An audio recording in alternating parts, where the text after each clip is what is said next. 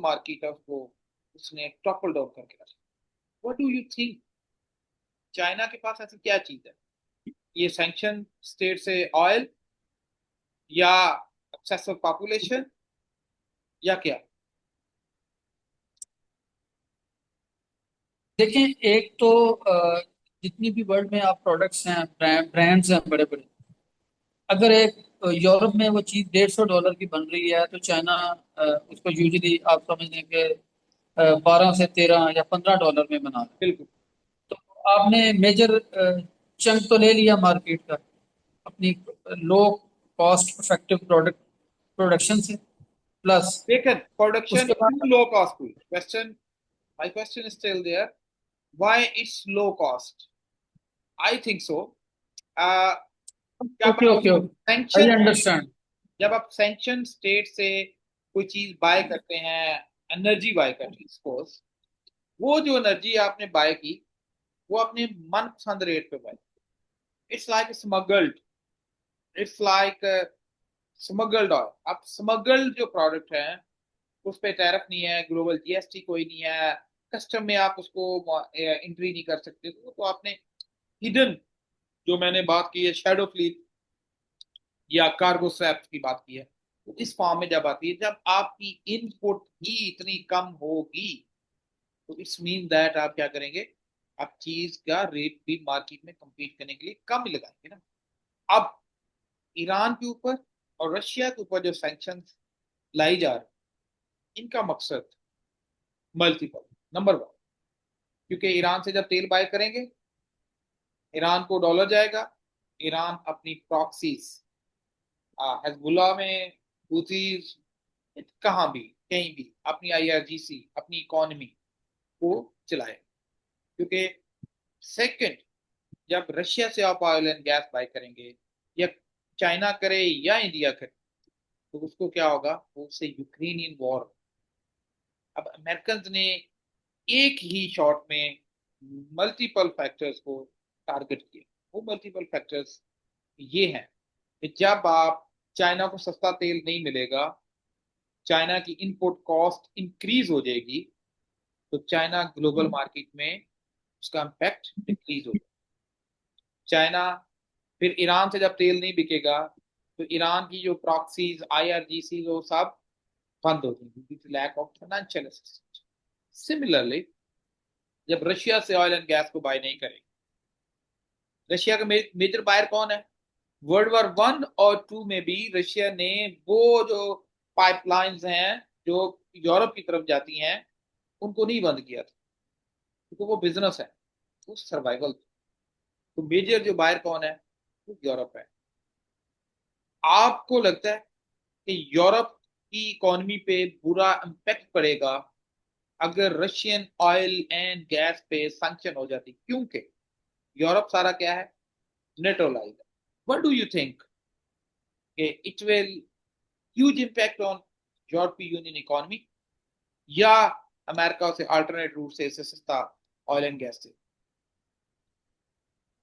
देखिए, before the 2022 sanctions, जो natural gas के आप देख रहे हैं कि इंपोर्ट्स थी, वो 40 से 45% थी रशिया की। ठीक है, export to sorry, Europe, EU EU की ईयू ईयू की। की इंपोर्ट्स थी, रशिया की एक्सपोर्ट थी। ठीक है। और उसके बाद अभी आप देख रहे हैं जो अभी वार के कॉन्सिक्वेंसेज हैं, इसमें 15 to 20% शॉर्टेज ऑफ ईयू। तो ठीक है। ये जो गैप है 30 से 32% का, आप देखें इसने मेजर शिफ्ट लाया उनकी इंडस्ट्री में, उनकी हाउस होल्ड आइटम्स में। यूरोप की बात कर रहा हूँ। और जो नेचुरल गैस है उसकी, उसमें भी 30 से 35% का जो डिप है वो है। तो जो क्रूड ऑयल है वो भी इतना है, 27-30% तक उसका भी डिप आया है। तो आप देखें कि जो चीज़ें यूरोप की लिंक थी अ, रशिया की पेट्रोलियम प्रोडक्ट्स के साथ, उन उनसे ईयू सफर कर रहा है। और ईयू इसीलिए ही आप देख लें कि बेसिकली ईयू नेटो है। बिल्कुल। अगर आप बिगर पिक्चर में देखें तो उसने इसीलिए जंग में अपना जो है वो होल्ड किया था, जो जंग में नहीं गए, बट सफर वो उतना ही कर रहे हैं। ईयू का जो है, देखिए ईयू को नेटो में लाया इसलिए गया था, ईस्टर्न यूरोप, बर्लिन वॉल, जो पास्ट एक्सपीरियंसेस हैं वर्ल्ड वॉर 2 के, क्योंकि बर्लिन वॉल और ईस्टर्न यूरोप जो था वो जब सेपरेटेड आउट हुआ, वो यूएसएसआर की वो टेरिटरी में ऐड हो गया।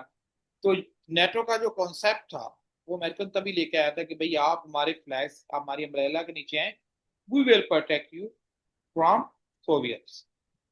2008-9 में जब प्यूटन ने बारहा इस चीज की आ, इजहार किया कि जो ईस्टर्न स्टेट्स हैं, स्पेशली जॉर्जिया एंड यूक्रेन, अगर नेटो के मेंबर बनते हैं और नेटो मेंबरशिप देती है, तो इसमें क्या होगा, नेटो स्पेंड करेगी किस तरफ, ईस्टर्न बॉर्डर की। और ईस्टर्न बॉर्डर और ईस्टर्न स्टेट को वो अपना बफर जोन समझते हैं, तो it will destroying their own interest.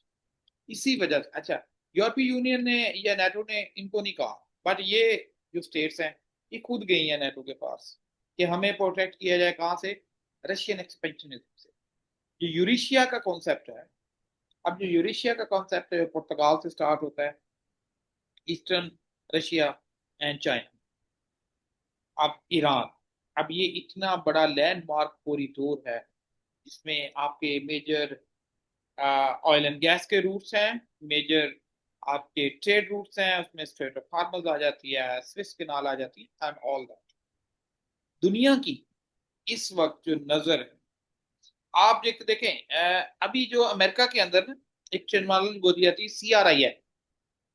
C stand for China, R stand for Russia, I stand for Iran, and N stand for North Korea. अब इसमें क्या होता है, वो ये बिलीव करते हैं कि ये जस्ट पब्लिकली ये नहीं शो करते कि they are allies, but they are allies, they using their resources, exchange their resources like barter।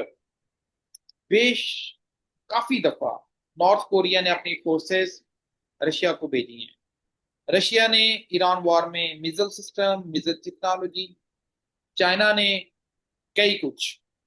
तो इससे ये साबित होता है, अब वो ये समझते हैं कि इन चारों को अगर हम कैप्चर करते हैं, कंट्रोल करते हैं, देन हमें कोई खतरा नहीं। अब ये जो सैंक्शन लग गई, अब देखें रशिया पे सैंक्शन लगी, चाइना पे सैंक्शन लगी, ऑयल फ्री सैंक्शन, ज्यादा स्टेट्स ये हैं सस्ता ऑयल दे रहे हैं किसको, चाइना को। चाइना को सस्ता ऑयल नहीं जाएगा, चाइना की इकॉनमी अल्टीमेटली बैठ जाएगी, क्योंकि सस्ती एनर्जी से ही वो मार्केट में बहुत अच्छी किस्म की कम्पीट करता है। इसको लेते हुए, अच्छा।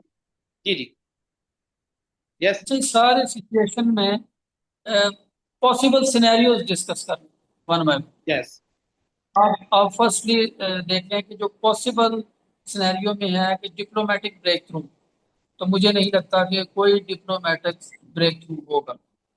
इसकी वजह इसकी वजह अगेन वही है कि चाइना, अमेरिका ने इसराइल के साथ मिलकर ये जो चेस बोर्ड क्रिएट किया है, इसमें जो चाइना के लिए, जो अभी आप बार बार इस चीज पे एम्फसाइज कर रहे हैं कि जैसे ही प्राइसेस ऑयल की बढ़ेगी, चाइना की जो इकोनॉमी है वो डिटीरिएट होगी, बिल्कुल उसकी कॉस्ट ऑफ प्रोडक्शन जो है वो बढ़ जाएगी। बिल्कुल। एक तो ये बात। दूसरा, जो आप देख रहे हैं कि जो लिमिटेड कॉन्फ्लिक्ट है, ये सारा ये लिमिटाइज कर दिया गया है एशिया पैसिफिक।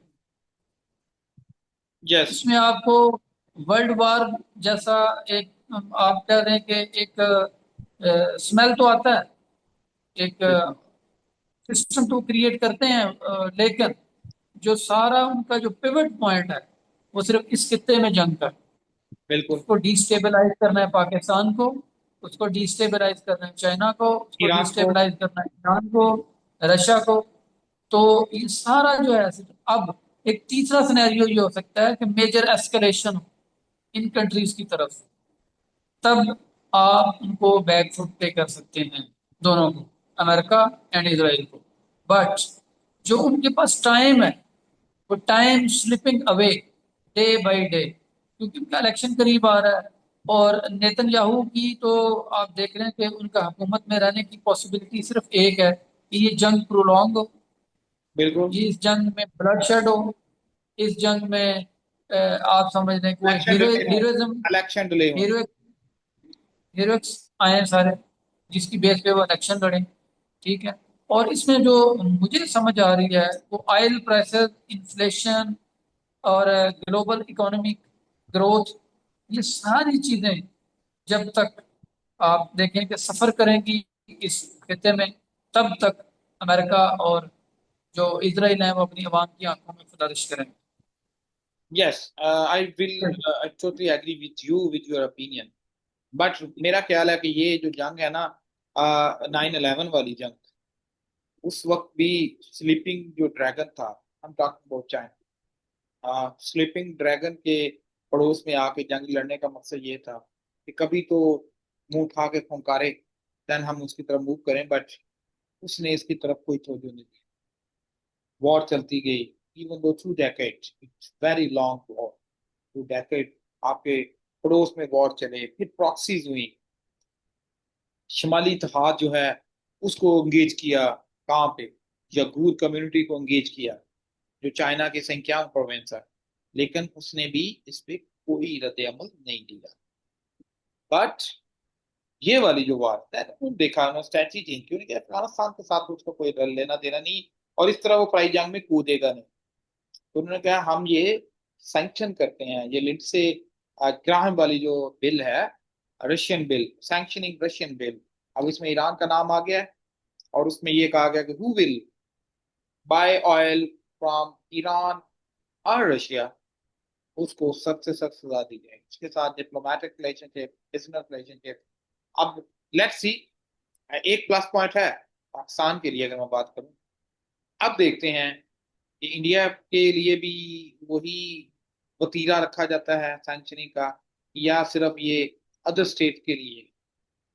तो इंडिया तो हमेशा अभी भी खरीद रहा है, और क्योंकि देखिए सस्ता तेल किसको नहीं चाहिए, और जो सैंक्शन स्टेट है वो ओपनली बेच नहीं सकते, उनको बाहर चाहिए। तो ये एक कट इन शॉर्ट स्टोरी है कि आई विल कंक्लूड कि दो मियां बीवी सोए हुए थे रात को, सर्दियों का दिन था, रजाइयों में, बाहर शोर था। उसने कहा कि, बीवी ने कहा कि बाहर देखो चोर किस चीज, उसने कहा सो जो को किसका है।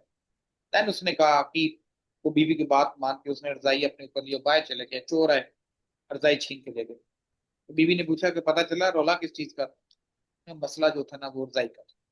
तो ये जंग जो है, ये एक्चुअल में चाइना की एक्सपेंशनिज्म को रोकना, रशियन को कंट्रोल करना, यूक्रेन वॉर में यूक्रेन को सपोर्ट करना और रशियन को बैकफुट पे ले जाना, और ईरान की जो एनर्जी, जो है एनर्जी मिनरल्स रिसोर्सेज हैं, उनको कैप्चर करना। आई थिंक अमेरिका हमेशा इस तरह की प्लानिंग तो करता है। सेल्फ प्रेज अच्छी चीज है, but self praise no recommendation. और अमेरिका को हमेशा मुंह की खानी पड़ी है, आज तक कोई वॉर जीत नहीं सका, आज तक कोई वॉर जीत नहीं सका। कैजुअलिटीज हुई हैं, रोंदना उसकी स्टाइल है, लेकिन ये वॉर उसके गले पड़ेगी। Stay blessed, have a good day, see you next.